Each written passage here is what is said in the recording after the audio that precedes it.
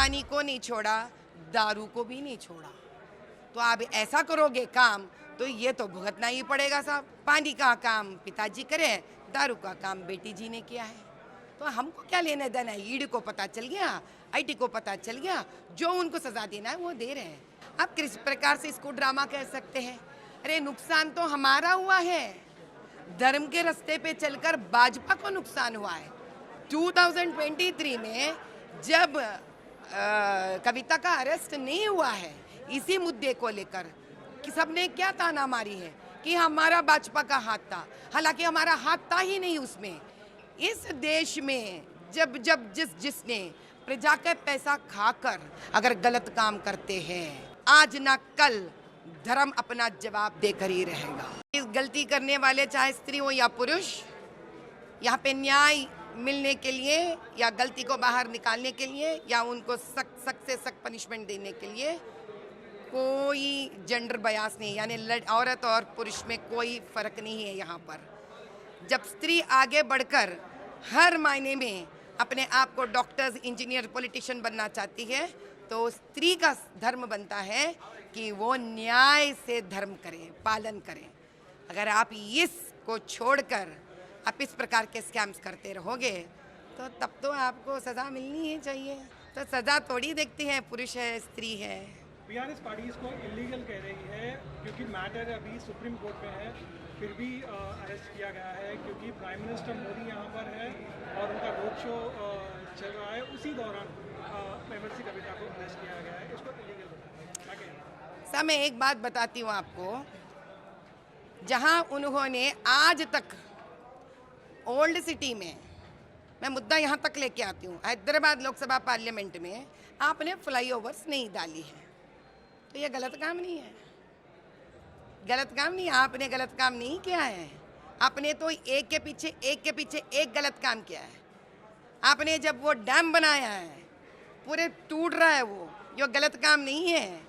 जब आप गलत काम करोगे, आपने पानी को नहीं छोड़ा, दारू को भी नहीं छोड़ा। तो आप ऐसा करोगे काम तो ये तो भुगतना ही पड़ेगा साहब। तो भुगत रहे। पानी का काम पिताजी करे, दारू का काम बेटी जी ने किया है। तो हमको क्या लेने देना है? ईडी को पता चल गया, आईटी को पता चल गया, जो उनको सजा देना है वो दे रहे हैं। अभी थोड़ी कोई ये देख के आएगा आपके घर कि आपने क्या, उनको कोई काम दाम नहीं है ईडी को और आईटी को? क्या इतना आसान है ये बात? कोई डॉक्यूमेंट तैयार कर सकता है किसी के ऊपर इतना बड़ा मुद्दा लेकर? इतना आसान है क्या? प्रजा सवाल नहीं करेंगे, पूछेंगे नहीं? ये सब प्रूव हो चुके हैं, इसीलिए इतना वक्त लगा उनको कि सही मायने में सारे पेपर्स डॉक्यूमेंटेशन करे, और जब सारा मिल गया उनको प्रूफ, वो लोग अरेस्ट कर लिए। बस कांग्रेस पार्टी ये कह रहा है कि ये टाइमिंग के बारे में वो लोग कह रहे हैं कि ये एक ड्रामा है, बीआरएस पार्टी और बीजेपी के बीच में ये एक ड्रामा है, ये भी उनका स्टेटमेंट है। क्या कहते हैं? तो वो ड्रामा से कांग्रेस को क्या लेना देना है? अभी दूसरी बात कहती हूँ, आप किस प्रकार से इसको ड्रामा कह सकते हैं? अरे नुकसान तो हमारा हुआ है, धर्म के रास्ते पे चलकर भाजपा को नुकसान हुआ है। 2023 में जब कविता का अरेस्ट नहीं हुआ है इसी मुद्दे को लेकर कि सबने क्या ताना मारी है कि हमारा भाजपा का हाथ था, हालांकि हमारा हाथ था ही नहीं उसमें, क्योंकि ये जो काम ईडी और आईटी कर रहे हैं ये अलग डिपार्टमेंट है जिसमें किसी का दखलंदाजी का कोई लेना देना नहीं होता है। जो हमने नहीं किया है उसका ये लोग बात को बतंगड़ बने हैं। अभी उसी बात को जब आईटी वाले और ईडी वाले आकर उनका अरेस्ट करते हैं, फिर से ये लोग बोलेंगे कि ये भाजपा मिला हुआ है यहाँ पर। अरे यार, कुछ तो सही बात करो। दुनिया देख रहा है आपको, दुनिया सुन रहा है आपके हर बात को। ऐसा काम करेंगे आप। विजय माल्या को भी कहाँ छोड़ा है इस दुनिया ने?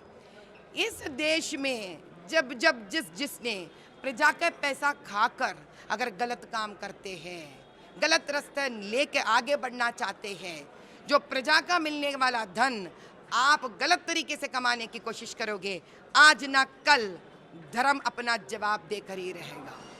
मैम, बीआरएस पार्टी ने स्टेट में बंद का कॉल दिया है, कल पूरा स्टेट में वो लोग प्रोटेस्ट करने का। अरे साहब, बीआरएस के अधिनेता केसीआर साहब के बेटे स्वयं केटीआर साहब ने कहा है हमारा कार गैराज में चले गया है, तो गैराज से क्या कार ठीक हो गई क्या? जो धरना करने निकले हैं इतनी जल्दी ठीक होने वाली नहीं है, क्योंकि इतने सारे गलतियां कर चुके हैं कि जीवन भर वो कार गैराज में ही पड़े रहेगी और कभी रिपेयर नहीं होगी है।